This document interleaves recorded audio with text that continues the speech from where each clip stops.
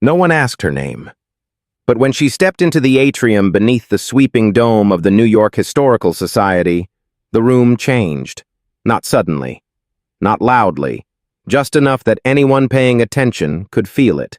The lighting in the glass ceiling hall threw fractured moonlight across polished marble, across gowns stitched for power and tuxedos tailored for conquest. The sound of champagne pouring seemed louder than it should have. There was the scent of eucalyptus from the centerpiece arrangements, mixed with chilled caviar, hairspray, and a hint of contempt. The woman moved without ceremony. Her dress was deep slate gray, no designer label visible. Her heels did not click like the others.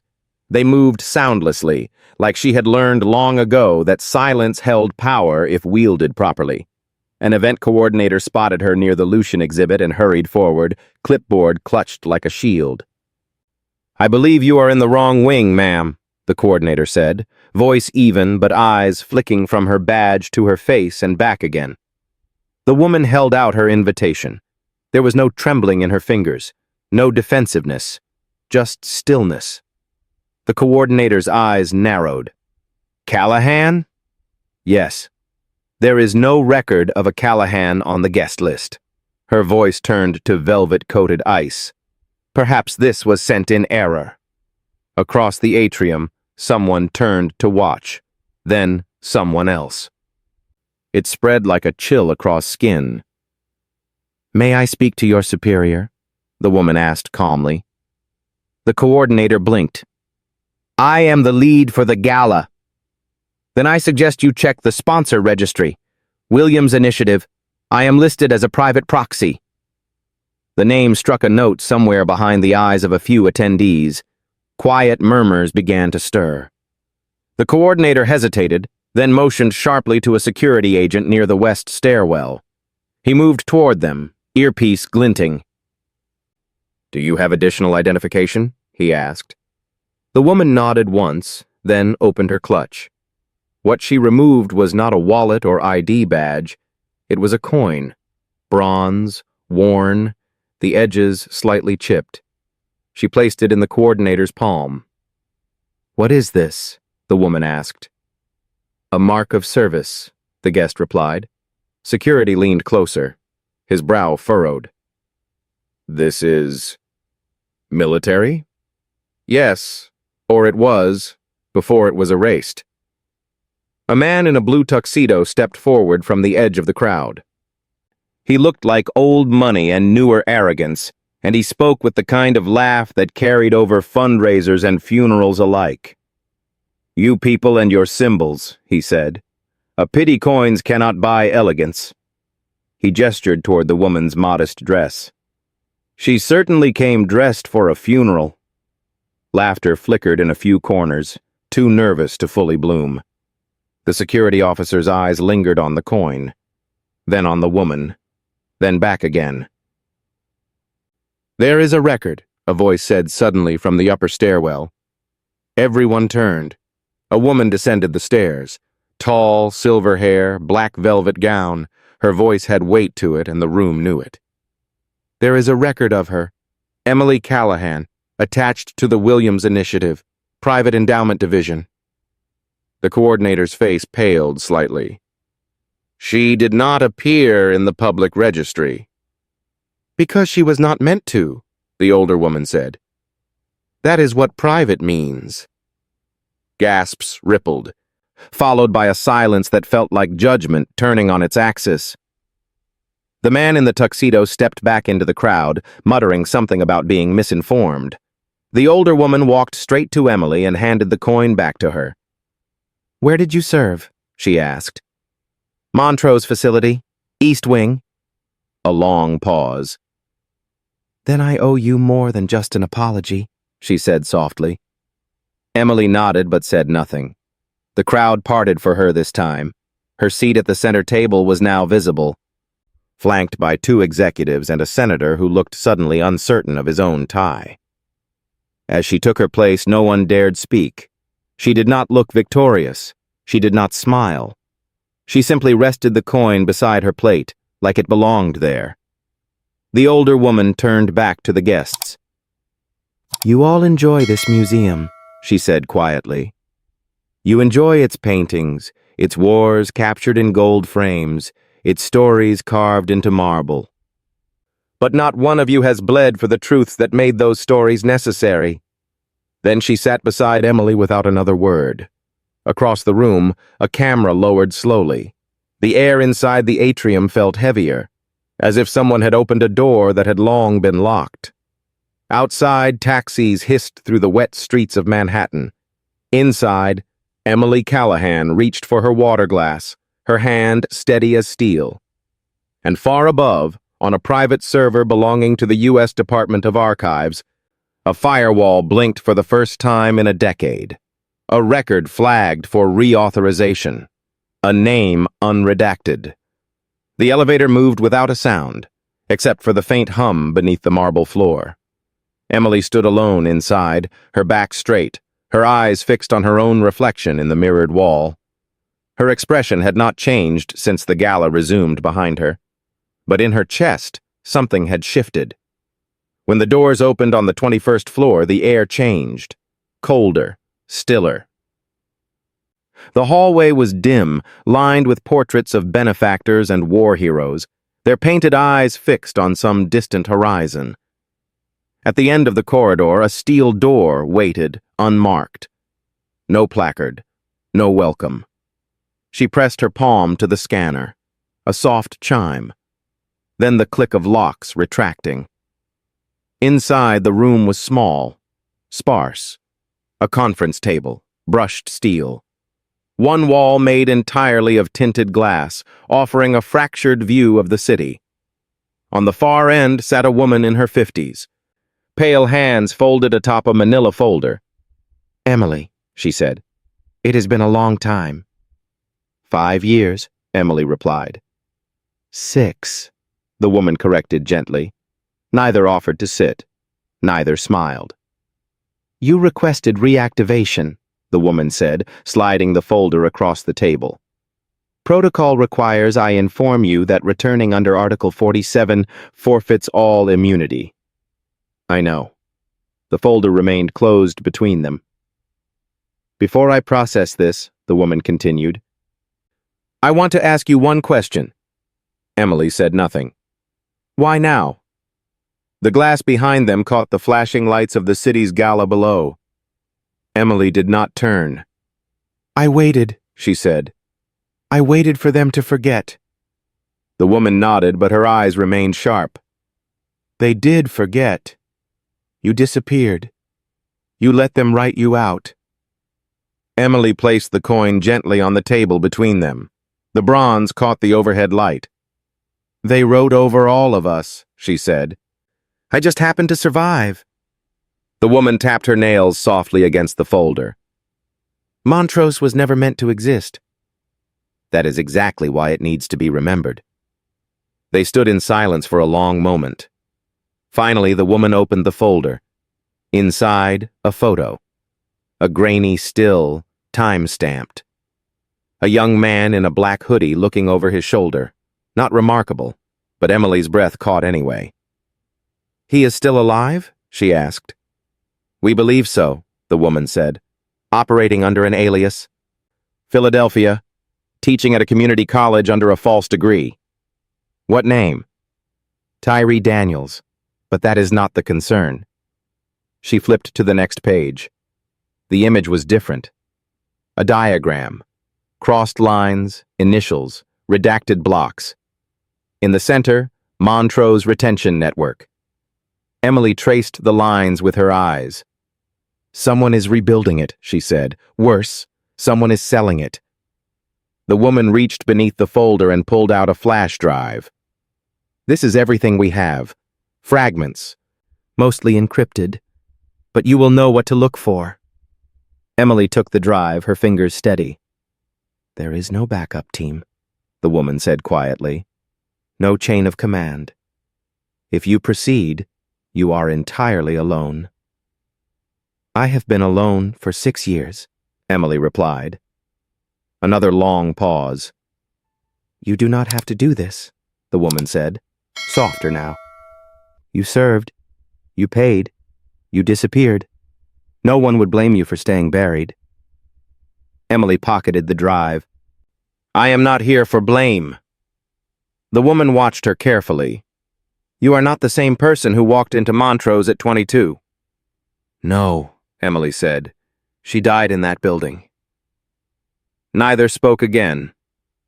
When Emily left the room, the door sealed shut behind her with a soft hiss. The hallway stretched before her like a tunnel through memory. Downstairs, the Gala was winding down. Laughter curled like smoke around the last glasses of champagne. Music softened into silence. Outside, the night had deepened, the streets thinned. A drizzle had started, leaving a wet sheen across the sidewalk. She did not call for a car. She walked. A block. Then 2. Then 5. As she moved past shuttered shops and flickering street lamps, she pulled the flash drive from her coat and studied it beneath the yellow glow. There was no label, no marking. But her thumb found a groove she remembered, a tiny chip at the base, exactly like the ones they used in the pre-dissolution programs. Montrose had many such signatures, invisible fingerprints left behind by hands that had long since vanished. At the corner of 81st and Columbus, she stopped beside a payphone. Its receiver was missing, but the panel was loose. She pried it open with her thumbnail. Inside, a small metal box blinked once, blue, then green. She inserted the drive. The light turned red. Then the panel flickered and displayed a single phrase. Agent Callahan, welcome back. She stared at it, unmoving. A new line appeared. Retrieve code word, Saturn Vale. She hesitated, not because of fear, but because of memory. That phrase had not crossed her mind in over a decade, and yet, hearing it again, even silently, was like someone whispering across the bones of the dead. She tapped a confirmation key. Another flicker. Then a cascade of images filled the small panel. Names, locations, symbols. One stood out. A shield, split in half. The Montrose insignia. And beneath it, one name. Tyree Daniels, active node. Emily stared at the name, at the coordinates, at the timestamp. It had begun again. Not quietly, not cleanly, but precisely the way it had ended the first time. In the dark, under the weight of secrets too heavy to bury. A gust of wind tore down the avenue, rustling leaves and discarded programs from the Gala. Emily turned and walked into the storm. Tyree Daniels had a habit of checking exits. Even in his classroom, the students never noticed. He kept it casual, eyes flicking to the back stairwell as he explained regression formulas, hand drifting toward the window as he wrote on the whiteboard. His voice stayed calm, his posture relaxed, but he always knew how long it would take to disappear. Lincoln Technical College was quiet this time of day. His evening class had just ended, and the halls echoed with the scrape of folding chairs and the whir of old ventilation. He gathered his notes, slid them into a worn leather satchel, and glanced once more at the overhead camera in the corner. It blinked green, then red. Just like yesterday. He paused. It had never blinked red before. Outside, the sky was overcast. A steady drizzle cast soft halos around streetlights. Tyree took the long route to his car, past the library's rear entrance. The courtyard was empty except for a single figure standing beneath a skeletal elm tree, her coat dark and unmarked. She did not call his name. She did not move. He stopped halfway across the quad. I thought you were dead, he said without emotion.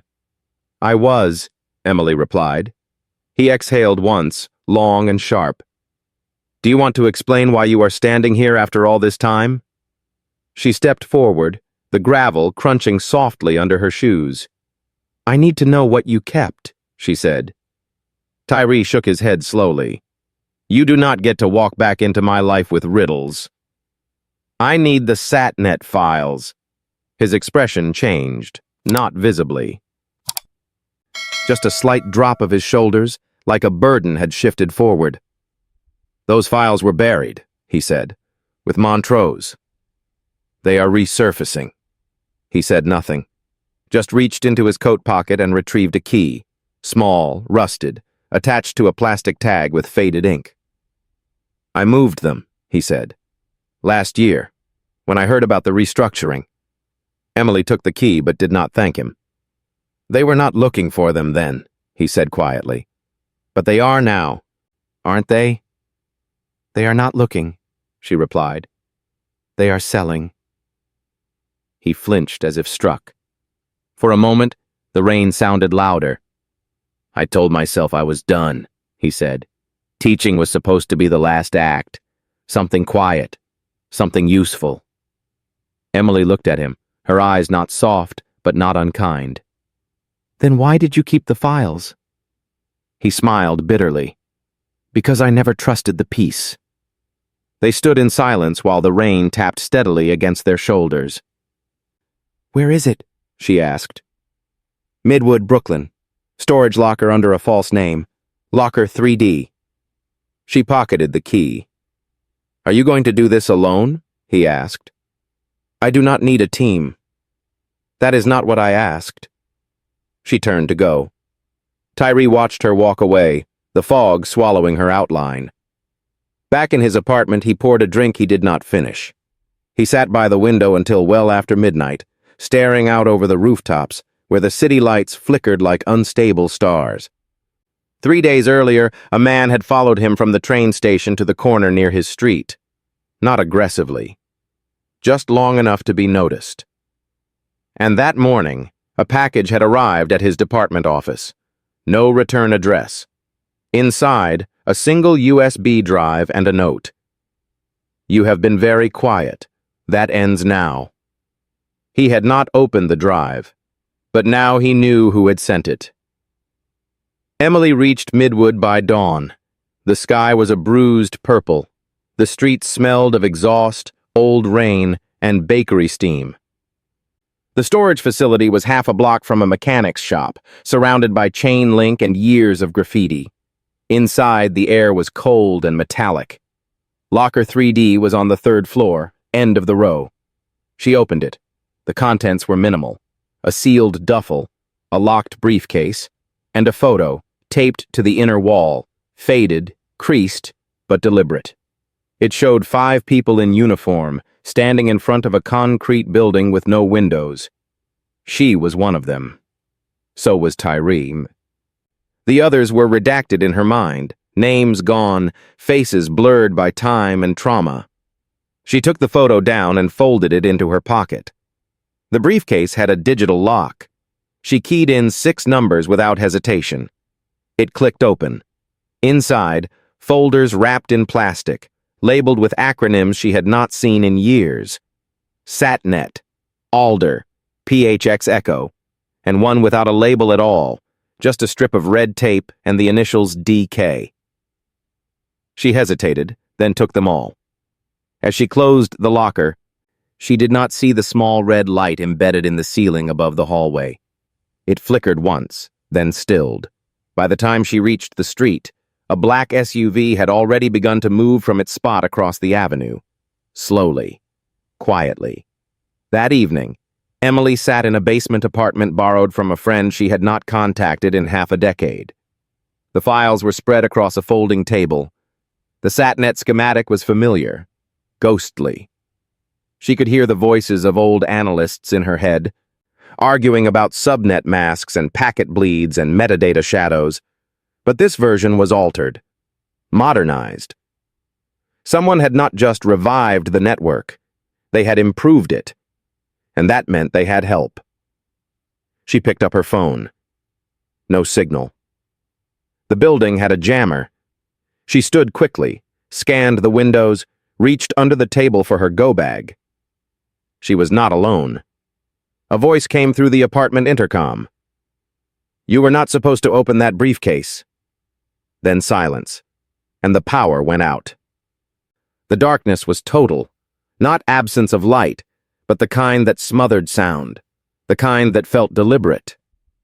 Emily stood without moving. Her fingers hovered just above the edge of the folding table where the files still lay, open, exposed. In the silence, she counted seconds. 5, 6, 7. The street noise outside had vanished, the hum of nearby fridges, the buzz of a fluorescent hallway light, all gone. She crouched, slow, silent. Her hand reached beneath the table. Canvas. Zipper. Cold steel. The flashlight she pulled from her go-bag had a red lens, low beam.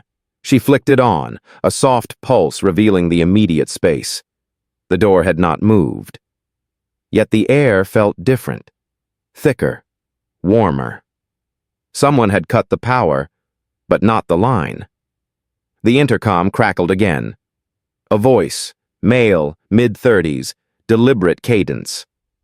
"You still move like Montrose. That is impressive.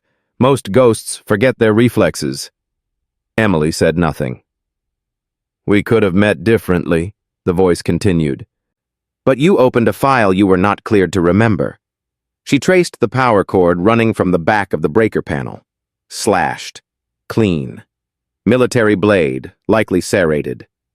She scanned the hallway. No movement.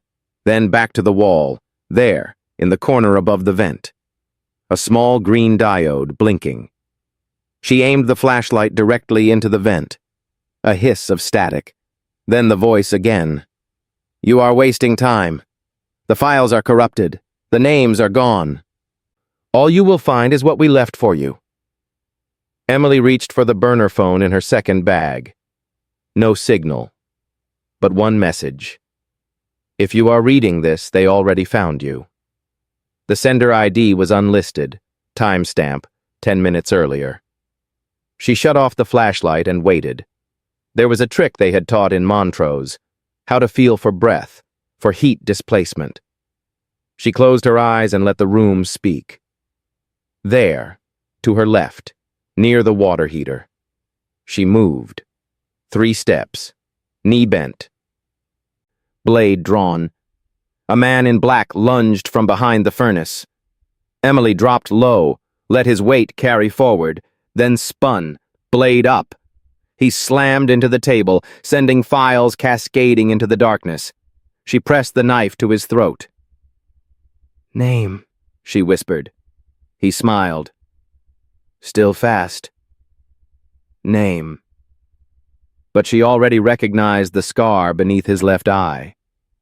"Mikhail." He nodded once. "I was told you were unreachable."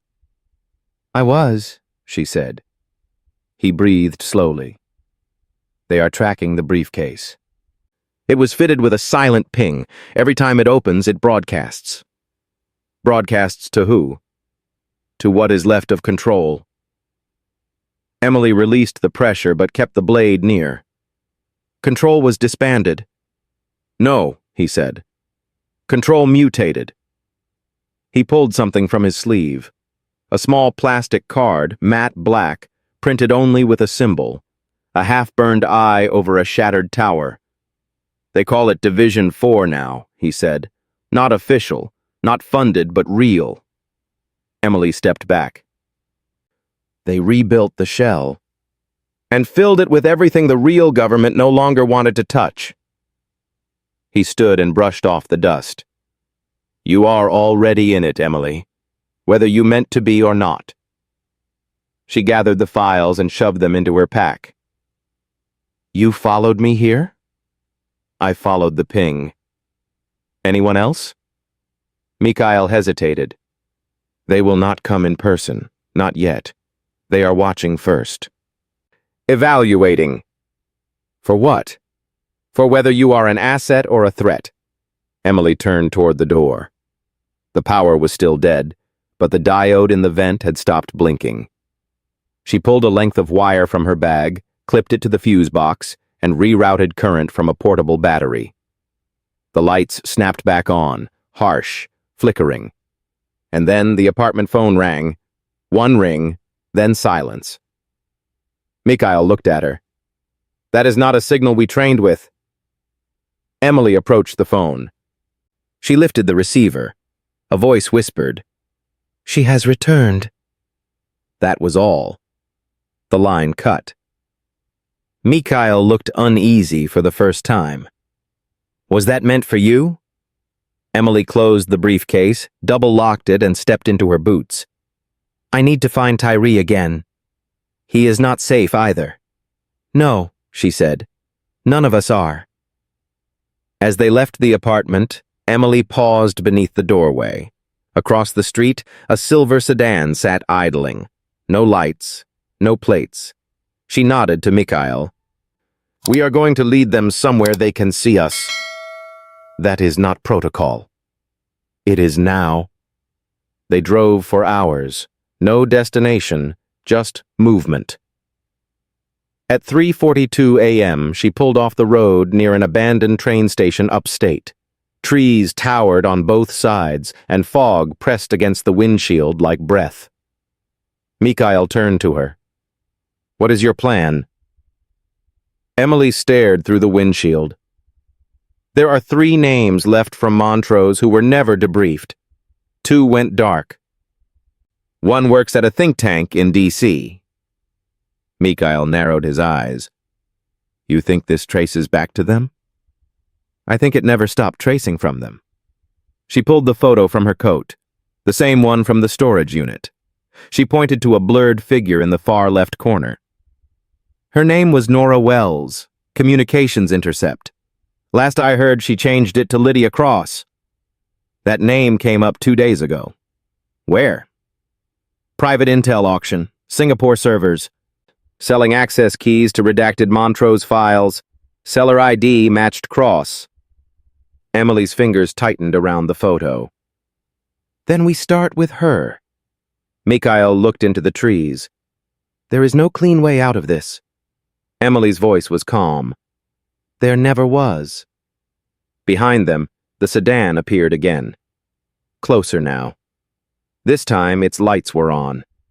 The headlights cut through the trees like searchlights on a forgotten battlefield. Emily did not move. She stood by the rusted guardrail, eyes fixed on the silver sedan, inching forward, its tires whispering against the gravel. Mikhail stood at her shoulder, hand just inside his coat.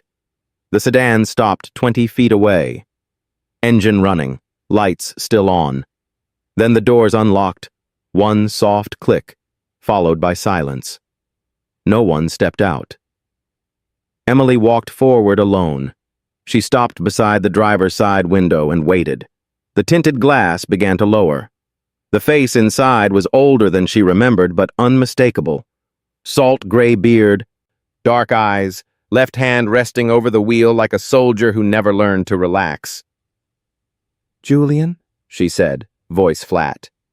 He nodded once. "I expected someone else," she added. "I know. You are driving for Division 4 now?" "No," he said. "I am watching who Division 4 watches." Mikhail approached, slower, his jaw tight. "You left Montrose in 2009, he said. "I was extracted," Julian replied. "Different than leaving." Emily looked over the top of the car. "Why are you here?" He leaned slightly toward the open window. "Because Lydia Cross is not your next step. She is the trap." Mikhail shook his head. "She is selling Montrose access codes.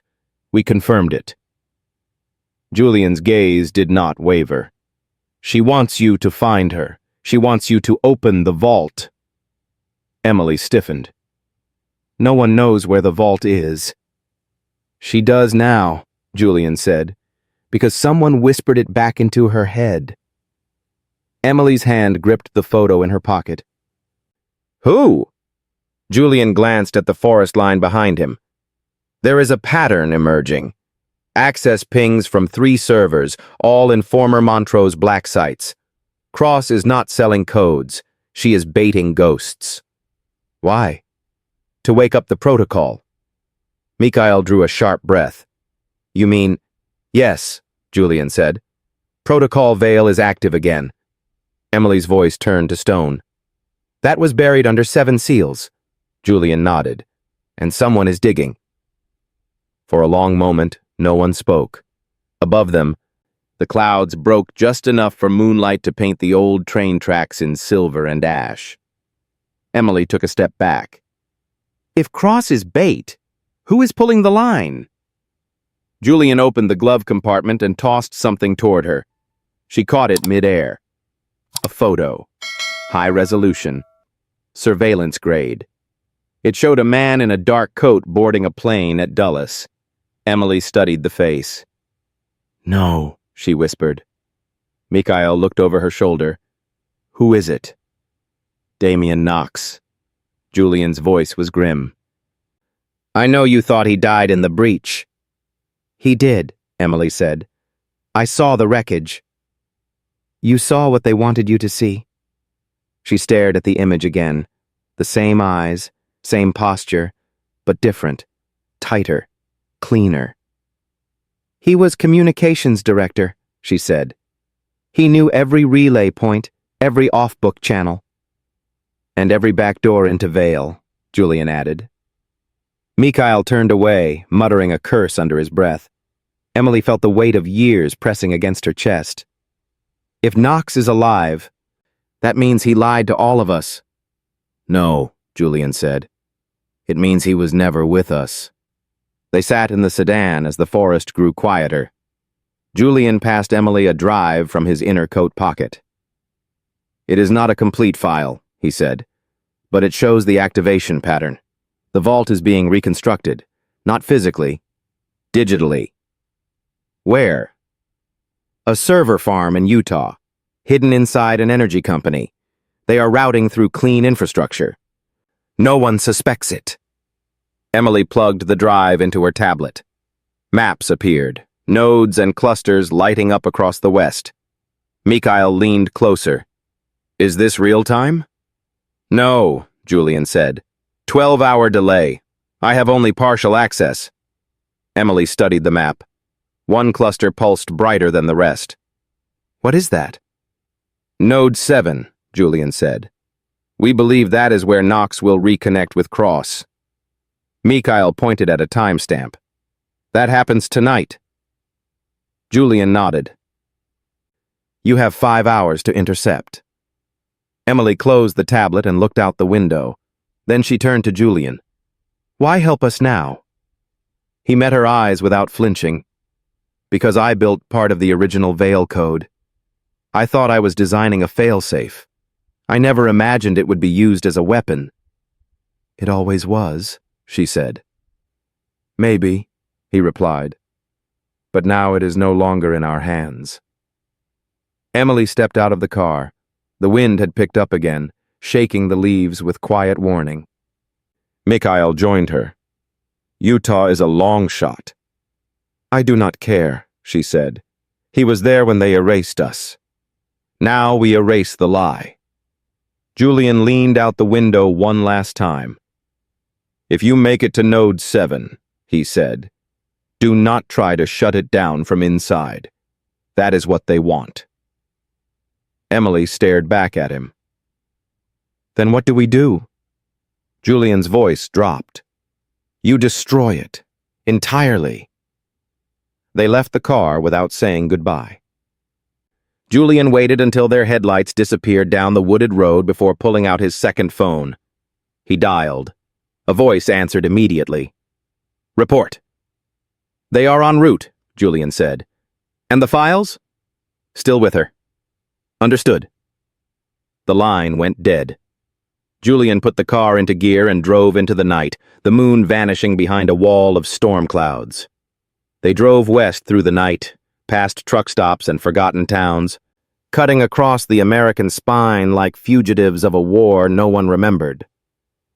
The GPS map pulsed quietly from the dash, a single red dot marked Node 7, hovering just beyond Salt Lake's outskirts. Mikhail kept his hands tight on the wheel, eyes locked on the road. Emily sat beside him, studying the decrypted files from Julian's drive. The diagrams were unlike anything she had seen since Montrose. Not just schematics, frameworks for decisions, for judgment. The code did not just store information. It analyzed loyalty. The deeper she read, the clearer it became. Veil had not been designed to protect the Republic. It had been trained to purify it. She looked up as a sign passed. Echo Junction, 12 miles. Pull off before the canyon, she said. Mikhail nodded. 10 minutes later, they turned down a dirt service road flanked by barbed fence. At the end stood a utility building marked as a solar relay station. Harmless, boring. But the heat signatures said otherwise. 3 active bodies inside. 4 outside perimeter. No movement patterns, no smoke breaks, no chatter. 2 disciplined. Emily opened the glove box and removed a folded diagram, an old blueprint predating the station's most recent permit. The original floor plan was smaller by half. They expanded underground, she murmured. Vaults? Mikhail asked. Worse, she said. Servers. With memory. They exited the vehicle and moved through the brush until they reached the perimeter wall. Mikhail pointed to a motion sensor blinking above a rusted pipe. Second-gen relay. I can kill it for 90 seconds. No, Emily said. Let it read us. He looked at her. You want to trigger the system? She nodded. Let them know we are not hiding. Mikhail exhaled, then stepped back and drew his sidearm. Then we go loud. Emily moved first. She crossed the line without hesitation. The red light above the sensor turned green for a blink, then went dark. Inside the facility, the lights surged once. A tremor passed through the floor, and the vault began to wake. 2 guards appeared near the rear door, weapons drawn. Emily fired once, then again. Both dropped. Mikhail flanked left, circling to the utility entrance. 3 shots, then silence. Emily reached the main door. No handle, just a panel. She pressed her palm to the glass. Nothing. Then she leaned forward. I am Agent Callahan, she said evenly. Designation 12-7. Protocol override requested. A pause. Then a voice from the intercom. You are not authorized. I built the damn protocol, she snapped. Now open the door. A metallic hiss answered. The panel slid aside. Inside the hallway was sterile. White light, steel floor, hum of servers pulsing through the walls like breath. They moved quickly, clearing corners, counting exits. Halfway through the lower level they found her. Lydia Cross. She stood alone in the server room back to the entrance. Her posture was too still. Emily raised her weapon. Turn around. Lydia obeyed. Her face had changed since Montrose. Thinner, colder, but her eyes were the same, sharp and searching. I knew you would come, she said. Mikhail stepped in behind Emily, gun drawn. Hands where we can see them. Lydia raised her hands, slowly. There is no need for this, she said. You are standing in a tomb, not a weapon. Emily's voice was steady. Tombs do not blink red when approached. Lydia smiled faintly. You still think small. This is not about one vault, one code. This is about restoring what was erased. Restoring what? Emily said. Control? Domination? Continuity, Lydia said. We were the firewall. You of all people should know what happens when a country forgets its consequences. Mikhail's jaw tensed. You baited us. Used the files as honey. What is the play, Cross? Lydia stepped slightly to the side. Behind her, a terminal blinked. A countdown, 60 minutes. Emily's eyes narrowed. What is that? Node 7's inheritance protocol, Lydia replied. Once triggered, the system distributes its memory to 14 satellite nodes. You kill this vault. The others wake, scattered, hidden. Emily stepped closer. And if we do nothing? Lydia looked at her. Then this country learns its own secrets again, without filters, without edits, just raw truth. You call that justice? I call it correction.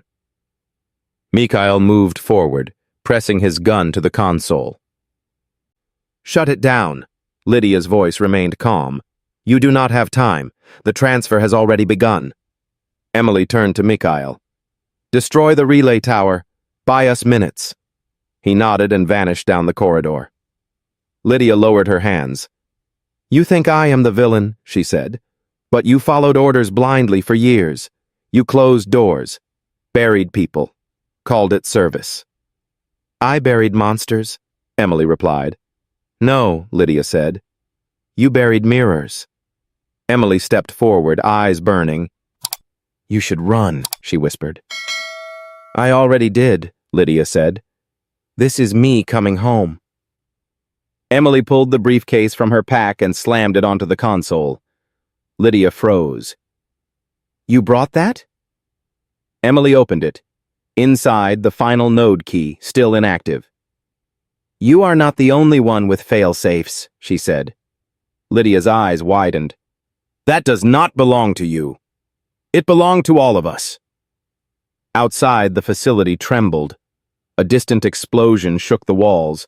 Mikhail's voice came through the radio. Relay tower's gone. We bought 5 minutes, maybe less. Emily entered the key into the console. The countdown paused. Override accepted, the system said. Lydia lunged. Emily struck hard, shoulder to ribs. Lydia crumpled. She fell to her knees, coughing. You do not understand, she gasped. I do, Emily said. That is why I am ending it. She confirmed the override. The system asked for voice imprint. She spoke the phrase they had all been taught but never allowed to use. Protocol Veil. Cease continuity. The vault lights turned white, then red, then off. Every fan, every drive, every hum ceased.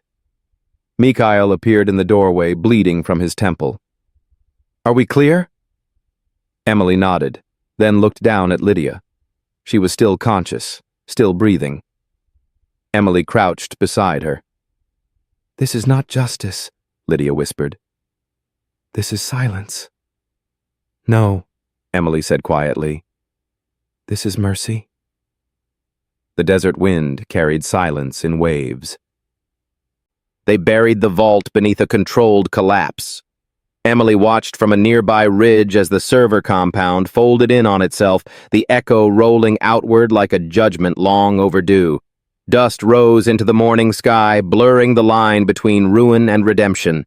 Beside her, Mikhail sat on the hood of the car, shirt soaked with blood where a shard had grazed his ribs. He had not asked for help. He had not spoken much since the override.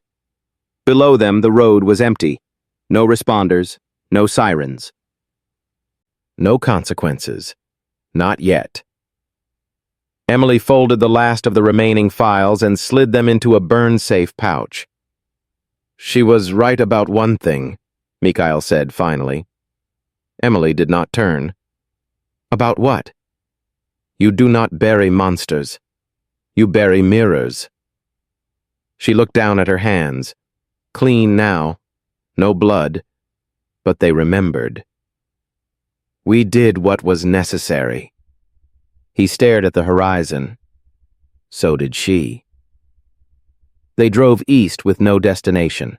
The map was gone. The vaults were offline. But the code was not destroyed. It had scattered. As Julian warned, fragments would survive, not enough to activate anything, but enough to haunt. By nightfall, they reached a rest stop along a desolate stretch of highway. The diner lights flickered as if unsure whether to welcome them. Inside, a radio murmured static above the coffee machine. They sat in the back booth. The waitress took their order without asking questions. Emily sipped her black coffee, staring past her reflection in the window to the fuel trucks beyond. She spoke without looking up. Julian was not in the clear. Mikhail raised an eyebrow. He gave us the drive. He gave us just enough. She slid a tablet across the table. A document blinked open. Fragments of code, matched signatures, Julian's name embedded deep in the original Vale architecture.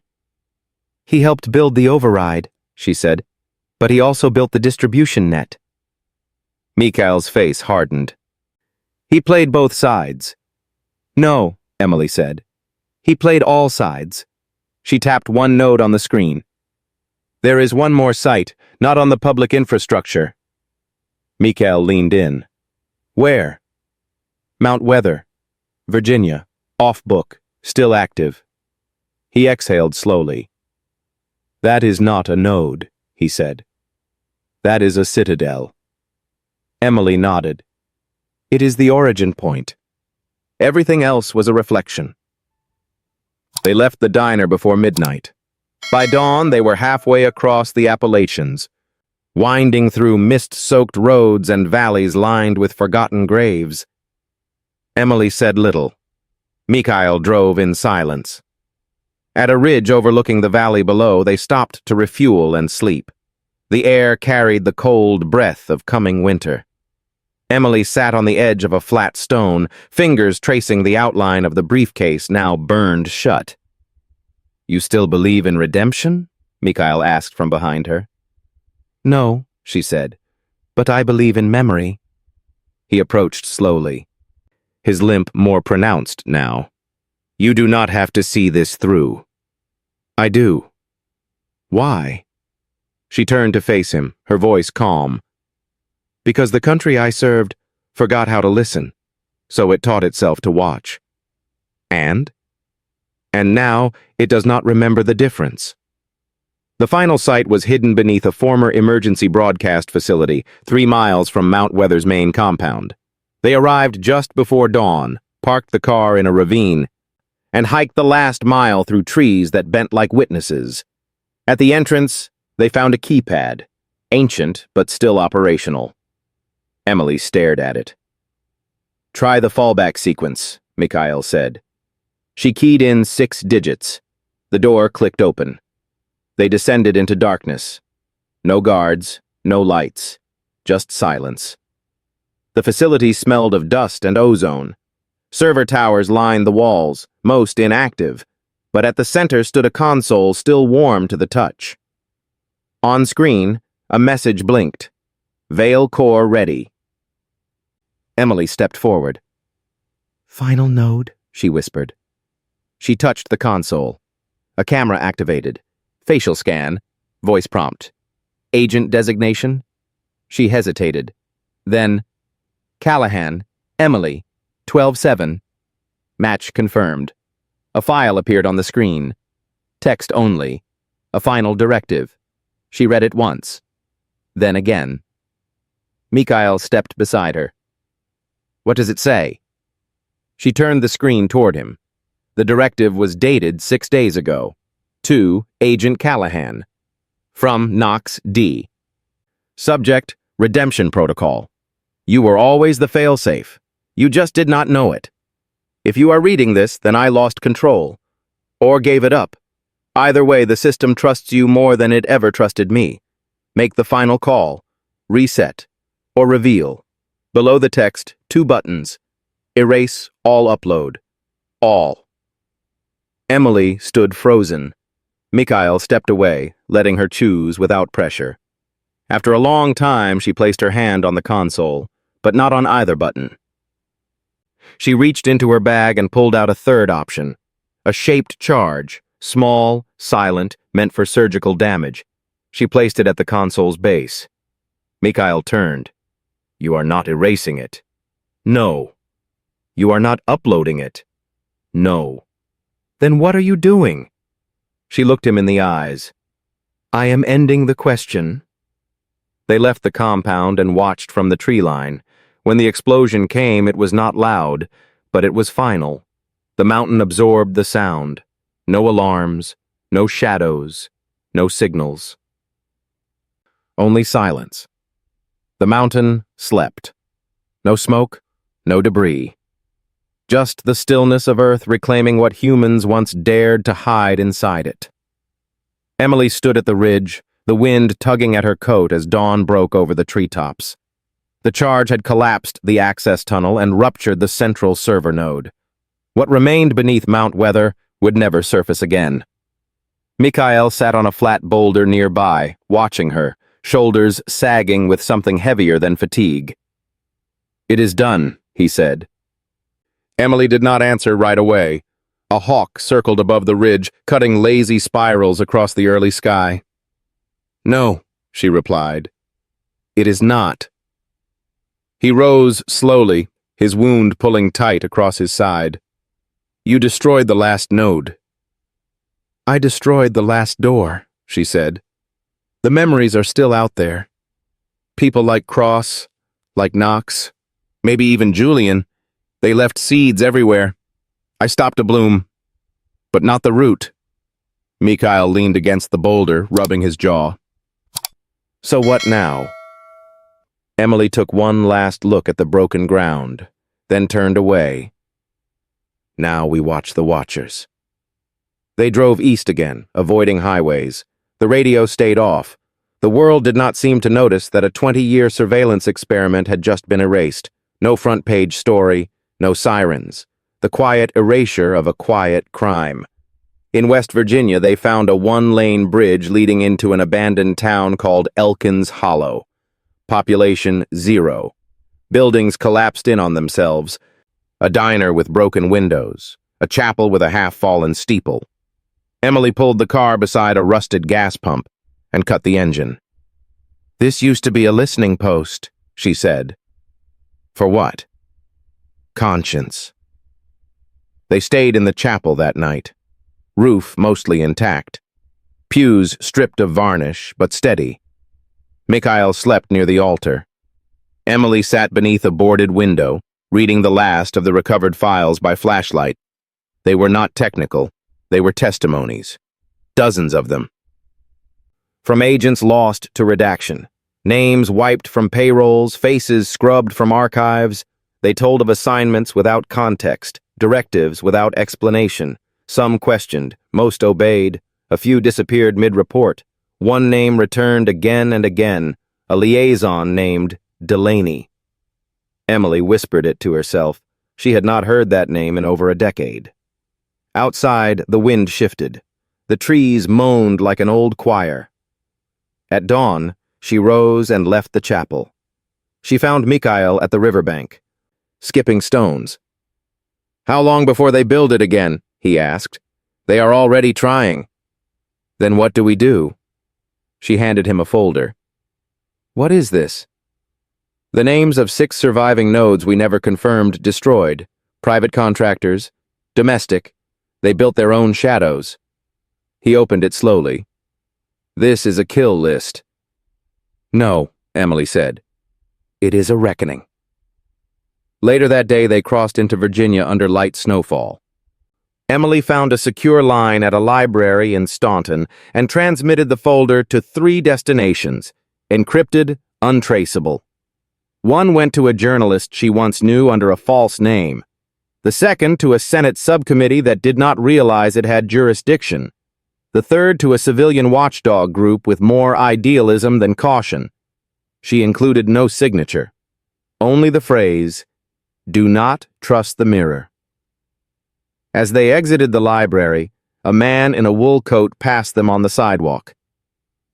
He did not look at them, but as he walked by, he whispered a sentence. Veil was never just software. Emily stopped. The man kept walking. Mikhail turned to follow, but Emily stopped him. "Let him go." "Why?" "Because he wanted us to hear that."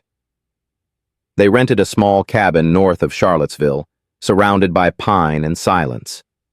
No signal, no power lines. They stayed for weeks, healing, thinking. One morning, Mikhail found her standing barefoot in the frost, eyes closed. He waited. She opened her eyes and said, "There are some wars that never ask permission. They just move in and rearrange your life." He nodded. "And some people never come back from them." She looked down the slope toward the empty road. "I came back," she said. "Yes," he replied, "but not unchanged." They left the cabin 2 days later, leaving behind only ashes in the stove and a single file buried beneath a loose floorboard. It contained the original Montrose roster. 43 names. Only 7 still living. At the edge of the Blue Ridge Parkway, they parted. Mikhail chose west. Emily chose north. No ceremony. Just a nod and a shared silence. She walked for miles, then took a train to a city where no one knew her name. She got a job cataloging microfilm in an archive beneath a university library. She wore gloves. She kept her voice soft. Her badge said, Evelyn Carter.